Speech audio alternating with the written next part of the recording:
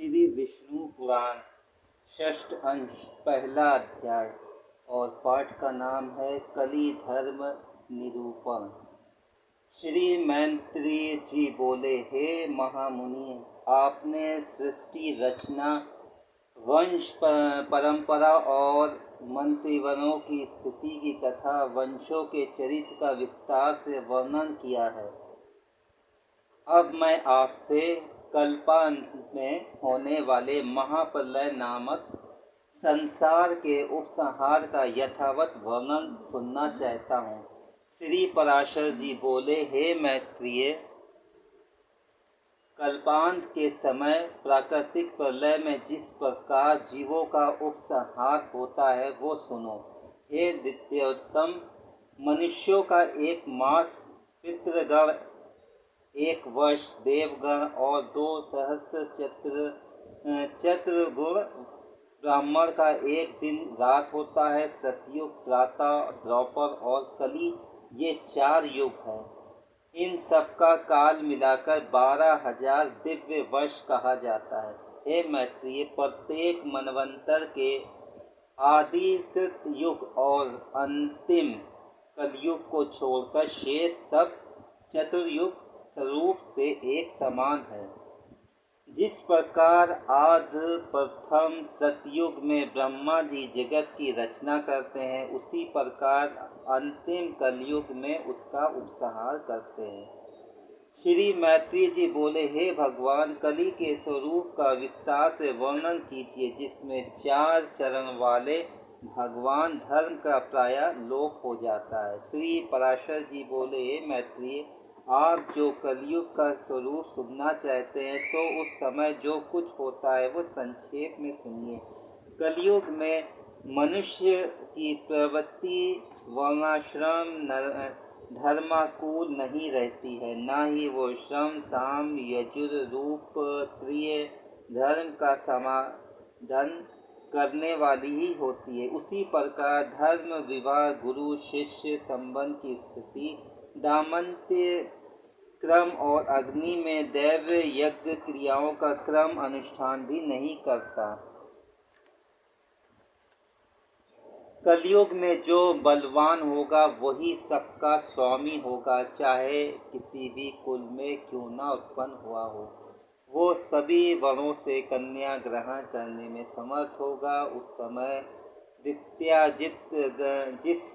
किसी उपाय से अर्थात निषिद्ध द्रव्य आदि से भी दीक्षित हो जाएंगे और जैसे तैसे क्रिया ही प्रायश्चित मान ली जाएगी। हे द्वितीय, कलयुग में जिस प्रकार मुख से जो कुछ भी निकल जाएगा वही शास्त्र समझा जाएगा। उस समय सभी भूत प्रेत मशान आदि देवता होंगे और सभी के सब आश्रम होंगे। उपवास, तीर्थ घाटों आदि कार्य, कलेश, धन दान तथा तप आदि अपनी रुचि के अनुसार अनुष्ठान किए हुए ही धर्म समझे जाएंगे। कली युग में अल्प धन से ही लोगों का धनोदय का गर्व हो जाएगा और केशों से स्त्रियों की सुंदरता का अभिमान होगा।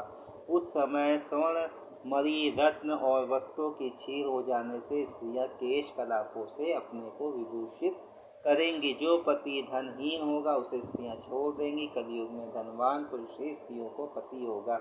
जो मनुष्य चाहे वो कृत्या निंद हो, अधिक धन देगा वही लोगों का स्वामी होगा। ये धन दान का संबंध है, स्वामित्व का कारण होगा, कुलीनता नहीं।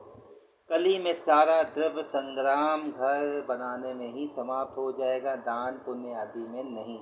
बुद्धि धन संचय में ही लगी रहेगी, आत्मज्ञान में नहीं। सारी संपत्ति अपने उपभोग में नष्ट हो जाएगी, जिससे अतिथि सत्कार ना होगा।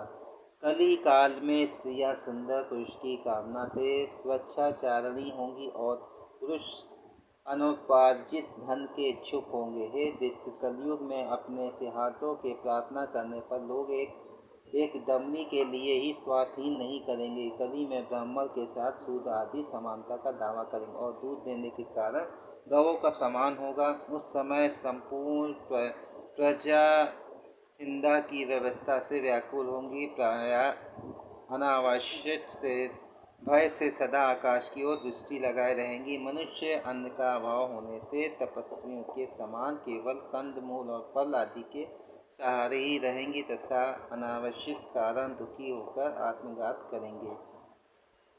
कलयुग में असमर्थ लोग सुख और आनंद के नष्ट हो जाने से प्रायः समृद्ध दुर्भिक्ष तथा कलेश ही भोगेंगे। कली के आने पर लोग बिना स्नान के ही भोजन करेंगे, अग्नि देवता और अतिथि का पूजन न करेंगे और न पिंडों के क्रिया ही करेंगे। उस समय स्त्रियां विषय लोग छोटे शरीर वाली, अति भोजन करने वाली, अधिक संतान पैदा करने वाली मंदभाग्या होंगी। वे दोनों हाथों से सिर पिघलाती हुई अपने गुरुजनों और पतियों का आदेश आनंद पूर्वक खंडन करेंगी। कलियुग की स्त्रियां अपने ही पेट पालने में तत्पर चित्त वाली, शारीरिक शौच से होने वाली, कटु और मिथ्या भाषण करने वाली होंगी। उस समय कलियुगी निरंतर दुष्चरित्र पुरुषों की इच्छा रखने वाली और दुष्टानी होंगी।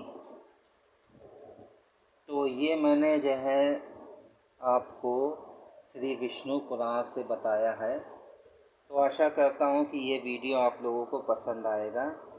तो मिलते हैं फिर नेक्स्ट वीडियो में, तब तक के लिए नमस्कार।